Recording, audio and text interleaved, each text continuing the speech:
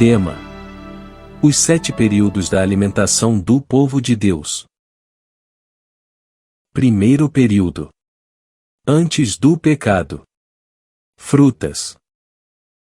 Irmão White, a Bíblia fala sobre a alimentação que Deus estabeleceu para a raça humana no princípio. Lemos: e disse Deus: Veis que vos tenho dado toda a erva, que dá semente, que está sobre a face de toda a terra, e toda a árvore, em que há fruto de árvore, que dá semente, ser-vos-á para mantimento. O que a senhora pode nos falar sobre isso? Deus deu aos nossos primeiros pais o alimento que pretendia que a humanidade comesse. Era contrário ao seu plano, que se tirasse a vida a qualquer criatura. Não devia haver morte no Éden. Os frutos das árvores do jardim eram um alimento que as necessidades do homem requeriam. Segundo período: depois do pecado. Frutas, cereais e verduras. Segundo a Bíblia, depois do pecado, Deus acrescentou algo mais na alimentação do homem. Espinhos e cardos também te produzirá, e comerás a erva do campo. Após o pecado, do que foi constituída, portanto, a alimentação da raça humana? Ao deixar o Éden, para ganhar a subsistência, lavrando a terra sob a maldição do pecado, o homem recebeu também permissão para comer a erva do campo. Cereais, frutas, nozes e verduras constituem o regime dietético escolhido por nosso Criador. Percebemos que até então não era permitido comer a carne. Terceiro período: depois do dilúvio. Frutas, cereais, verduras e carne. Segundo Gênesis 9 versículo 1 a 4, a carne foi permitida somente após o dilúvio. E abençoou Deus a Noé e a seus filhos, e disse-lhes: frutificai e multiplicai-vos, e enchei a terra, tudo quanto se move, que é vivente, será para vosso mantimento, tudo vos tenho dado como a erva verde. A carne, porém, com sua vida, isto é, com seu sangue, não comereis. Porque Deus permitiu à humanidade comer carne após o dilúvio. Depois do dilúvio, o povo comeu à vontade do alimento animal. Deus viu que os caminhos do homem eram corruptos, e que o mesmo estava disposto a exaltar-se orgulhosamente contra seu Criador, seguindo as inclinações de seu coração. E permitiu ele que aquela raça de gente longeva comesse alimento animal, a fim de abreviar sua vida pecaminosa. Logo após o dilúvio, o gênero humano começou a decrescer rapidamente em tamanho e na extensão dos anos. Esse sistema alimentar, onde a carne fazia parte de algumas refeições, inclusive nos dias de Abraão e dos patriarcas, durou apenas até que o povo de Israel saiu do Egito. Quarto período: no deserto. Regime vegetariano, maná.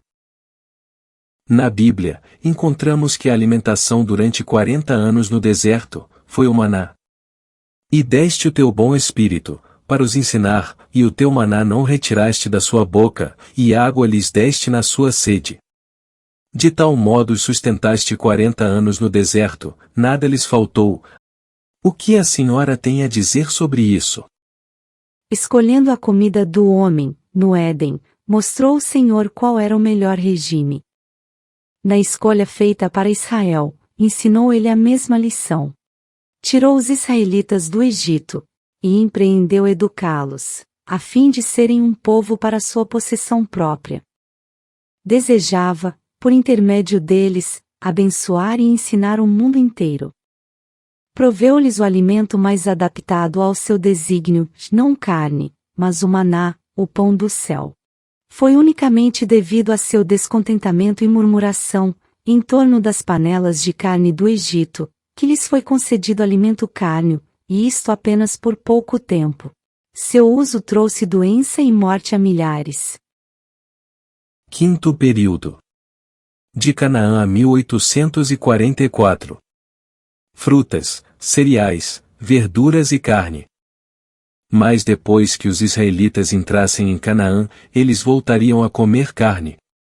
Aqui em Deuteronômio 12 versículo 20, diz: Quando o Senhor teu Deus dilatar os teus termos, como te disse, e disseres, comerei carne, porquanto a tua alma tem desejo de comer carne, conforme a todo o desejo da tua alma, comerás carne.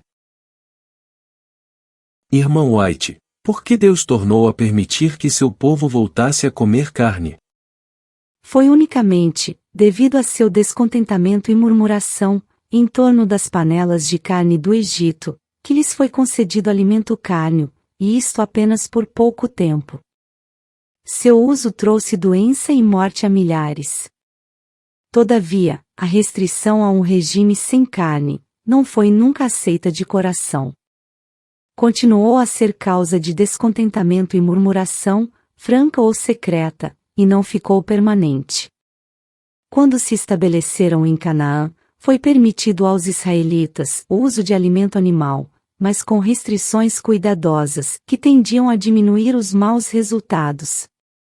O uso da carne de porco era proibido, bem como de outros animais, aves e peixes cuja carne foi declarada imunda. Das carnes permitidas, era estritamente proibido comer a gordura e o sangue. Só se podiam usar como alimento animais em boas condições. Nenhum animal despedaçado, que morrera naturalmente, ou do qual o sangue não havia sido cuidadosamente tirado, podia servir de alimento. Interessante. Entendemos assim, porque durante o tempo dos juízes, dos reis de Israel, e durante os dias de Jesus e dos discípulos, a carne era ainda permitida como alimento. Sexto período. De 1844 à segunda vinda de Jesus. Frutas, cereais e verduras. Existe na Bíblia uma profecia que fala de uma mudança na alimentação, a partir do momento em que Jesus passasse do lugar santo para o lugar santíssimo no santuário celestial. Lemos: E será que naquele dia que chamarei a meu servo Eliaquim, filho de Uquias, e revesti-lo-ei da tua túnica, e esforçá-lo-ei com o teu talabarte, e entregarei nas suas mãos o seu domínio, e será como pai para os moradores de Jerusalém, e para a casa de Judá. E porei a chave da casa de Davi sobre o seu ombro, e abrirá, e ninguém fechará, e ninguém abrirá. No período de Filadélfia, mencionado em Apocalipse 3 versículo 7, temos essa mesma expressão. E ao anjo da igreja que está em Filadélfia escreve, isto diz o que é santo, o que é verdadeiro, o que tem a chave de Davi, o que abre, e ninguém fecha, e ninguém abre.